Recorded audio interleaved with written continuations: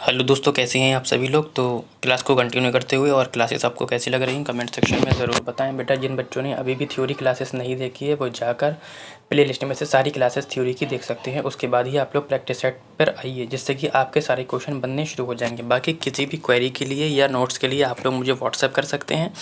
बाकी एक बच्चा है हमारा जो कंटिन्यू हमसे जुड़ा हुआ है, जिसका नाम शायद मुझे लगता है राहुल है, जिसने मुझसे बोला कि सर सारी प्रैक्टिस कर दीजिए शुरू। ठीक है, तो बेटा बस 1 तारीख से लगभग आपकी सारी प्रैक्टिस शुरू हो जाएंगी, क्योंकि मैं बच्चों की ऑफलाइन क्लासेस लेता हूँ 12th तक की, तो छुट्टी पड़ जाएंगी और 1 महीने की लगातार छुट्टी है। तो आपको पता ही है समर वेकेशन चलेंगे।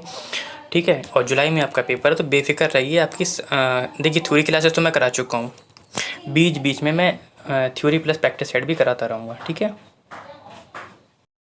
बाकी आप लोग धैर्य बना के रखिए बेटा, आप लोगों को सारी क्लासेस मिलना शुरू हो जाएंगी। बाकी क्लासेस सारी तैयार रखी हुई हैं, बस थोड़ा टाइम ही नहीं मिल पा रहा है। ठीक है, 1 तारीख से आपको सारी क्लासेस मिलना शुरू हो जाएंगी। फिलहाल पहला क्वेश्चन कहता है कि बालकों के व्यक्तिगत विकास, ऑप्शन नंबर 1 के लिए विकासात्मक प्रतिमानों को उद्धृत करके सटीकता से व पक्के तौर पर भविष्यवाणी की जा सकती है। के लिए पूर्वानुमान बिल्कुल नहीं लगाया जा सकता। के लिए कुछ हद तक पूर्वानुमान लगाया जा सकता है, परंतु सभी बच्चों की विकास की दर अलग अलग होती है, अव्यवस्थित व असतत होती है। बहुत ही प्यारा क्वेश्चन है आप लोगों का। देखिए, मैंने आपको बताया था, एक ट्रिक बताई थी आप लोगों को कि आप लोग ऑप्शन को काटना सीखिए, तो आप लोग अपने आंसर तक जल्दी पहुंच जाएंगे। ठीक है, पहला ऑप्शन कहता है आपका कि विकास के लिए विकासात्मक प्रतिमानों को उद्धृत करके सटीकता से और पक्के तौर पर भविष्यवाणी की जा सकती है। नहीं, भविष्यवाणी नहीं की जा सकती है। भविष्यवाणी का सिद्धांत तो है, बिल्कुल है, लेकिन पक्के तौर पर नहीं है। भविष्यवाणी का सिद्धांत मैंने आप लोगों को पढ़ाया था, जिसमें मैंने समान प्रतिमान प्रारूप का सिद्धांत, सभी का मॉडल एक सा होता है, निश्चित क्रम होता है, शैशवावस्था के बाद बाल्यावस्था आ जाती है, किशोरावस्था आ जाती है, तो इसलिए इन दोनों को देखते हुए भविष्यवाणी का सिद्धांत कहा जा सकता है। लेकिन यहाँ पर कह रहा है कि विकासात्मक प्रतिमानों को उद्धृत करके सटीकता से पक्के तौर पर भविष्यवाणी की जा सकती है, तो सटीकता से और पक्के तौर पर नहीं की जा सकती है। ठीक है, लेकिन हाँ, भविष्यवाणी का सिद्धांत ज़रूर है। कहता है कि विकास के पूर्वानुमान बिल्कुल नहीं लगाया जा सकता। ये तो बिल्कुल नेगेटिव है, बिल्कुल अनुमान लगाया जा सकता है भविष्यवाणी के सिद्धांत से। ठीक है, कह रहा है कि अव्यवस्थित व असतत होता है। नहीं, अव्यवस्थित नहीं होता है, ना ही असतत होता है, सतत होता है। इसलिए हम ऑप्शन हमारा एक ही बचता है, ऑप्शन नंबर सी के लिए, यानी कि विकास के लिए कुछ हद तक पूर्वानुमान लगाया जा सकता है, परंतु सभी बच्चों की विकास की दर कैसी होती है, अलग अलग होती है ना। जैसे कि मैंने आपको उसमें भी बताया था जब थ्योरी क्लासेस कराई थी, कि फ्रांसिस गाल्टन ने हेरिडिटी जीनियस में लिखा कि भले ही 2 बच्चे जुड़वा हो, उनमें कुछ न कुछ व्यक्तिगत विभिन्नताएं ज़रूर पाई जाती हैं।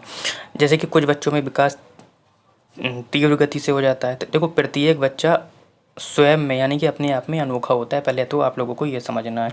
कुछ बच्चों में विकास तीव्रता से हो जाता है, जैसे कुछ लोग जल्दी बोलना सीख जाते हैं, जल्दी चलना सीख जाते हैं, लेकिन कुछ बच्चों में मंद गति पाई जाती है। प्रत्येक बालक, जैसे कि कुछ लोग देर से चलना सीखते हैं, प्रत्येक बालक अपनी योग्यता के अनुसार क्षमता, बुद्धि एवं स्तर के अनुरूप ही विकास करते हैं। इसलिए ऑप्शन नंबर क्या होगा आपका, सी होगा। ठीक,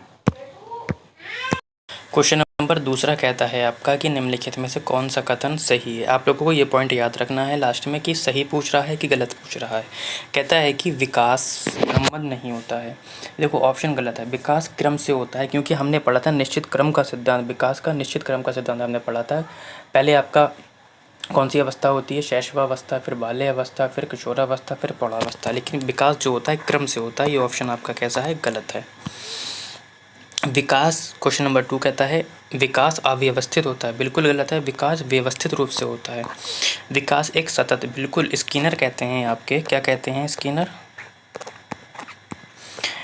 साहब कहते हैं कि विकास सतत एवं धीमी प्रक्रिया है। कैसी है, सतत, यानी कि विकास कब से, जन्म से लेकर मृत्यु तक कंटिन्यू चलता रहता है। ठीक है, ऑप्शन नंबर सी हो सकता है। कहता है विकासात्मक प्रतिमान सांस्कृतिक परिवेश से प्रभावित नहीं होते हैं। तो आपका ये ऑप्शन भी गलत हो जाएगा कि सांस्कृतिक परिवेश से प्रभावित नहीं होता है, बिल्कुल प्रभावित होता है। आप लोगों ने देखा होगा कि इंडिया में जो हाइट होती है वो लगभग बहुत ही मुश्किल से 6 फीट तक पहुंच पाती है। ठीक है, जबकि अगर आप विदेशों की बात करेंगे तो वहाँ पे लोग लंबे लंबे होते हैं, वेस्ट इंडीज़ वगैरह 7 फीट 8 फीट तक के होते हैं, आपने देखा होगा। तो बिल्कुल सांस्कृतिक परिवेश प्रभावित करता है। जैसे कि इंडिया में लोग पतले दुबले होते हैं और अगर जिम करना स्टार्ट कर दें तो सालों गुजर जाती हैं, उनकी बॉडी पर कोई फ़र्क नहीं पड़ता। लेकिन यही अगर विदेशी अगर जिम करना शुरू कर दें तो 1 साल के अंदर उनकी जिम बॉडी अच्छी बन जाती है। तो बिल्कुल प्रभावित करता है, ये कह रहा है प्रभावित नहीं करता है। फिलहाल हमारा एक ही ऑप्शन बचता है, ऑप्शन नंबर सी, कि विकास एक सतत प्रक्रिया है। ठीक, विकास एक सतत प्रक्रिया यानी कि ये निरंतर यानी कि जीवन पर्यंत चलती रहती है। विकास की इस प्रक्रिया में बालक का क्या क्या आ जाता है? शारीरिक विकास आ जाता है बेटा, मानसिक विकास आता है, क्रियात्मक विकास आ जाता है, संज्ञानात्मक, भाषागत, संवेगात्मक, सामाजिक विकास होता है। सामान्यतः बालक में क्रमबद्ध रूप से होने वाले सुसंगत परिवर्तन की क्रमिक श्रृंखला को ही हम बेटा क्या बोलते हैं? विकास की। ठीक है, ये मैंने डेफिनेशन बता दी। ठीक है, तो आज क्वेश्चन नंबर 3 की ओर, और कहता है क्वेश्चन नंबर 3 कि बच्चे अपने समाज के बारे में ज्ञान रहने के कौशल मूल नीतियाँ किससे सीखते हैं? आस पड़ोस से, धर्म से, स्कूल से, समकक्षीय समूह से सीखते हैं। देखो, बच्चे अपने समाज के विषय में ज्ञान रहने के कौशल, मूल्य, रीतियाँ, परंपराएं और आदर्श आदि ये सब अपने परिवार से सीखते हैं, पास पड़ोस से, जहाँ वो रहते हैं, जहाँ वो जाते हैं, जैसे कि विद्यालय, उन विद्यालय के अंदर जो कक्ष उनके जो साथी होते हैं, समकक्षीय समूह एवं धर्म से सीखती हैं। ये सभी संस्थाएं बच्चे के समाजीकरण में महत्वपूर्ण भूमिका निभाती हैं। अगर मैं इन्हीं को डिवाइड करता हूँ तो ये 2 संस्थाओं में डिवाइड हो जाते हैं, एक प्राथमिक और एक द्वितीयक। पोज की ट्रिक मैं आपको बता चुका हूँ।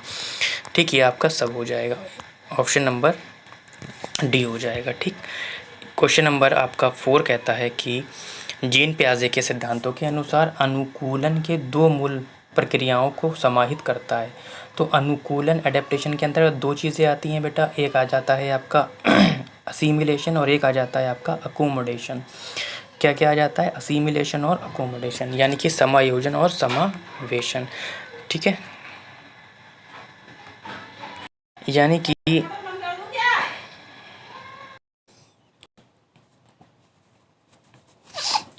ठीक है, ये आपका क्लियर हो गया।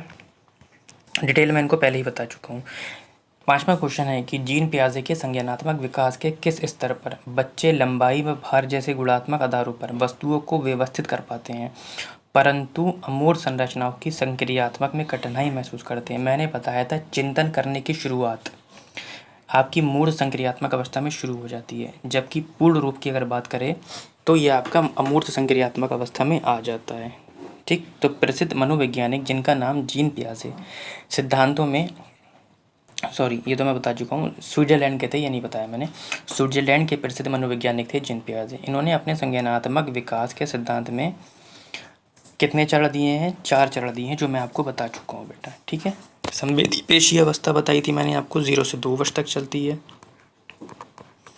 2 से 7, 7 से 11 और 11 से 15। फिलहाल हमारा जो उत्तर होगा मूर्त होगा। इस मूर्त में आपका गणितीय संक्रियाएं आ जाती हैं, जैसे कि प्लस, माइनस, गुणा और भाग। विलोमीयता आ जाती है, संरक्षण आ जाता है, संधारण आ जाता है आपका, और कार्यकरण आ जाता है, और तार्किकता की शुरुआत हो जाती है। ठीक है, क्वेश्चन नंबर 6 कहता है कि लेव वाइगोस्की के सिद्धांतों के अनुसार व्यक्तिगत वाक क्या है? ठीक, व्यक्तिगत वाक, देखो व्यक्तिगत वाक यानी कि प्राइवेट स्पीच की बात कर रहा है। ठीक है, बच्चे अपने यानी कि बच्चों का खुद से बातें करना और अपने कार्य को दिशा देना, इसे वाइगोस्की क्या कहते हैं? व्यक्तिगत वाक यानी कि प्राइवेट स्पीच कहते हैं। ठीक है, तो अपने बच्चे को अपनी सोच विनियमित करने में मदद करता है, बिल्कुल हो सकता है। बच्चों की सोच में रुकावट पैदा नहीं करता है। बच्चे की आत्मकेंद्रितता दर्शाता है, नहीं। बच्चों को चुनौतीपूर्ण कार्य दिए जाने पर घटता है, नहीं। ऑप्शन नंबर आपका ए हो जाएगा। ठीक,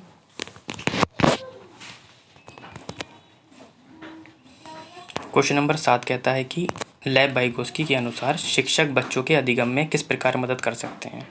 उपयुक्त इनाम देकर, सख्त सजा देकर, मदद की मात्रा व स्वरूप में बदलाव करके, उन्हें ब्लैक बोर्ड के सारे उत्तर नकल मारकर। अगर आपने